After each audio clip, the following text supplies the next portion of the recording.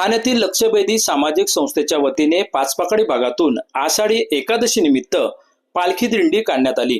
लक्षवेधी सामाजिक संस्थेच्या अध्यक्षा व भाजपा ठाणे शहर जिल्हा सचिव माधुरी मेटांगे यांच्या पुढाकाराने पाचपाकडी भागातून आषाढी एकादशी निमित्त काढण्यात आलेल्या पालखी दिंडीचा शुभारंभ भाजपाचे ठाणे शहर जिल्हाध्यक्ष संजय वाघुले यांच्या हस्ते झाला। यावेळी वाहतूक शाखा नौपाडा विभाग पोलीस निरीक्षक रामचंद्र मोहिते, आयोजिका माधुरी मेटांगे आदी मान्यवर उपस्थित होते। यावेळी दिंडीमध्ये सहभागी झालेल्या मुलांनी विठ्ठल रुक्माईची आकर्षक वेशभूषा करून तसेच विविध संतांची वेशभूषा परिधान करून पाचपाकडी परिसरातून काढलेल्या दिंडीतील मुलांनी विठ्ठल नामाचा जप करत परिसर दणाणून टाकला। टेकडी बंगला, रायगड गल्ली, ठाणे महापालिका, कलावती आई मंदिर मार्गावरून फिरून ज्ञानराज सभागृह येथे पालखी दिंडीचा समारोप झाला। या दिंडीत परिसरातील मुले, पालक व नागरिक मोठ्या संख्येने सहभागी झाले होते। महाराष्ट्राच्या समृद्ध सांस्कृतिक परंपरेचा भाग असणारी आषाढी एकादशी हा सोहळा आहे। या दिवशी महाराष्ट्राच्या कानाकोपऱ्यातील भाविक विठ्ठल नामाचा गजर करत पंढरपूरला पायी जातात व चंद्रभागेत स्नान करून विठ्ठलाचे दर्शन घेतात। हा दिवस महाराष्ट्रात अत्यंत महत्त्वाचा मानला जातो। तसेच पंढरपूर पायी जाण्याची परंपरा ही फार जुनी असून भक्तांची श्रद्धा या वारीशी जुळलेली आहे। खऱ्या अर्थाने पंढरपूर वारीची परंपरा समाजातील भेदभाव दूर करण्यासाठी वारीला सुरुवात झाली। यात विविध जातीपंथाचे लोक सहभागी होतात।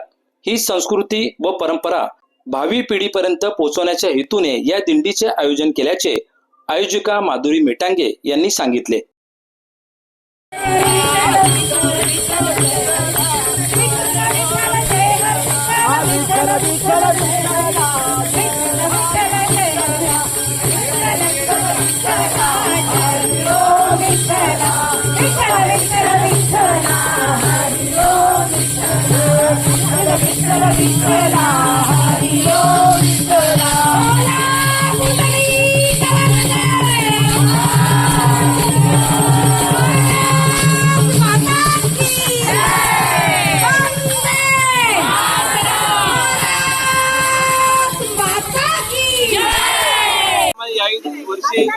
आषाढी एकादशी निमित्त दिंडी काढलेली आहे, काय सांगा? आषाढी एकादशीची वारी आपल्याला सगळ्यांना माहिती आहे।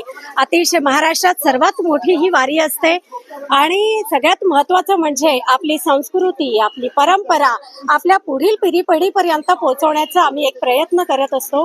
कारण जर आपली संस्कृती जिवंत राहिली नाही, परंपरा जिवंत राहिली नाही तर आपला धर्म जिवंत राहणार नाही आणि त्यासाठी आमचा एक छोटासा प्रयत्न असतो। पाचपाकडी परिसरातील तुम्ही बघत असाल समस्त नागरिक, पाचपाकडी परिसरातील समस्त नागरिक आपल्या वारीला येतात आणि विठ्ठलाच्या तिथे जाऊन जर आपण दर्शन करू शकत नाही, आम्ही प्रत्यक्ष विठ्ठलाला इथे बोलवतो आणि विठ्ठल अवतरतो ही आम्हाला अनुभूती आहे।